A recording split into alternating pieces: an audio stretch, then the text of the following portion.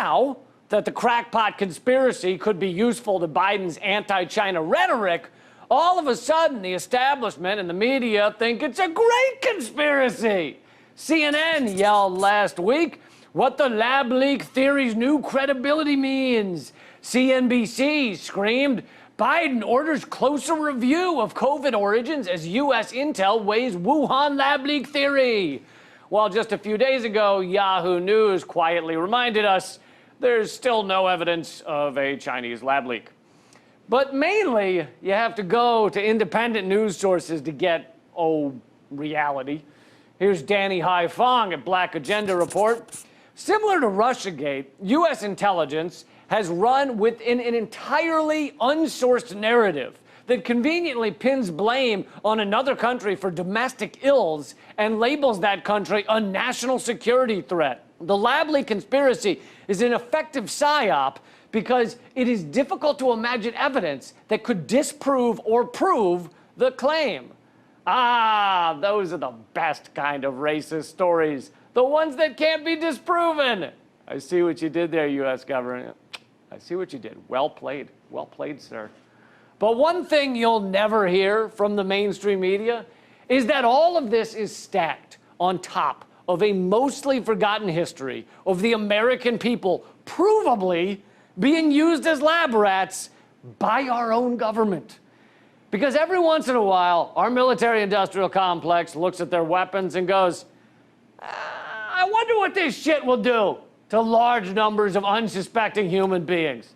If only we had large numbers of human beings to test it on. And then they go, oh my God, we have loads of unsuspecting humans right here at home. This is so exciting, it's our lucky day. So let's begin. On September 20th, 1950, a U.S. Navy ship just off the coast of San Francisco used a giant hose to spray a cloud of microbes into the air and into the city's fog. The military was testing how a biological weapon attack would affect the 800,000 residents of the city. So they perpetrated a biological attack on American citizens to find out what would happen in a biological attack? Fucking great idea! Brilliant! Why not drop a nuclear bomb on Eagle Butte, South Dakota to see what the fallout will be? They're telling me that it's Eagle Butte, but we all know one man's butt is another man's butte. And if you don't believe that, you can kiss my butte.